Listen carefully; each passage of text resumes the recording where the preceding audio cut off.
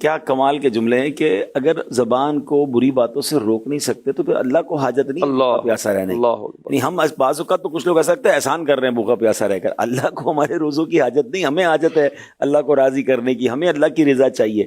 لیکن بھوکے پیاسے تو رہے مگر زبان کا روزہ نہیں ہے، زبان سے لڑائی ہو رہی ہے، گالی گلوچ ہو رہا ہے، جھگڑے ہو رہے ہیں۔ بعض اوقات تو ایسے فوٹیجز آ رہے ہیں، کل پرسوں ایک فوٹیجز دیکھے مسجد کے اندر، اور ایسی لڑائی اور زبان سے وہ الفاظ لوگ ادا کر رہے ہیں بندہ کانپ جائے کہ اللہ کے گھر میں کیا ہو رہا ہے۔ تو روڈوں پہ بھی یہ مناظر نظر آ رہے ہوتے ہیں۔ تو خدا کے واسطے ہمارا روزہ صرف کھانے پینے کا نہیں ہے، صبر کرنا ہے روزے میں۔ انسان کو بھوک لگتی ہے، تھوڑا چڑچڑا ہو جاتا ہے، تو زبان کا روزہ، ہاتھ کا روزہ، آنکھ کا روزہ۔ آنکھیں حرام دیکھ رہی ہیں، ہاتھ حرام کر رہے ہیں، زبان حرام بول رہی ہے، کان حرام سن رہے اور کہہ رہے ہیں میں روزے سے ہوں۔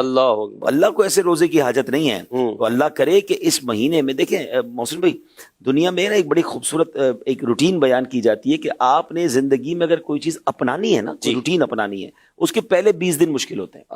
20-25 ڈیز کے اندر آپ کی عادت بن جاتی ہے۔ صحیح کہتے ہیں ٹیسٹ بڈ چینج کرنا ہو نا، کھانے پینے کی کسی چیز کو کھانا ہو یا چھوڑنا ہو تو 15-20 دن مشکل لگیں گے۔ اس میں تھوڑا سا آزمائش، چائے آپ نے پھیکی پینی ہے، یا جناب آپ نے میٹھا چھوڑنا ہے، یا آپ نے کوئی اور چیز اپنانی ہے۔ اسی طرح ورزش ہے، بہت ساری چیزیں لوگ کہتے ہیں پہلے 15-20 دن مشکل ہے، اس کے بعد تمہاری روٹین کا حصہ بن جائے گا۔ تو ایکچولی یہ رمضان کے 30 ڈیز جو ہیں، اگر ہم اس کو اچھی عادتوں کو اپنانے اور بری عادتوں کو نکالنے کی پریکٹس کر لیں نا، تو 30 دن بعد تو آپ پکے ہو جائیں گے، اور آپ اس کو کیری کر لیں، کنٹینیو کر لیں۔ اگر ہوتا یہ کہ رمضان میں بھی بری عادتیں نہیں چھوڑ رہے نا، تو پھر بعد میں بھی نہیں چھوٹتی۔ اب مجھے یہ سمجھ نہیں آتا جو 5 وقت کا نمازی رمضان میں بن گیا، وہ رمضان کے بعد کیوں نمازی نہیں رہتا؟ اگر اس کو اپنی عادت کا حصہ بنا لیں تو پھر آپ کے لیے مشکل نہیں ہونا چاہیے۔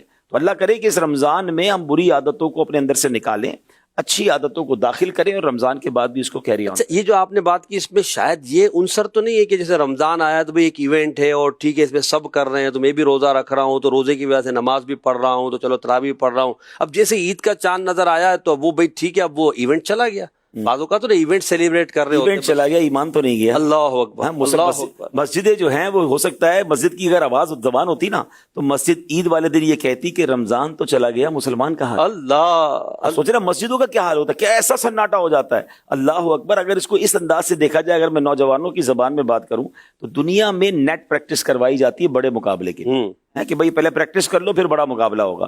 ہمیں یہ 30 ڈیز شیطان سے مقابلے کی پریکٹس کروائی گئی۔ شیطان بند ہے، لیکن ہونا ہی چاہیے کہ اس کے بعد ہم تگڑے ہو کر، متقی ہو کر ہم رمضان کے بعد مقابلہ کرتے شیطان کا۔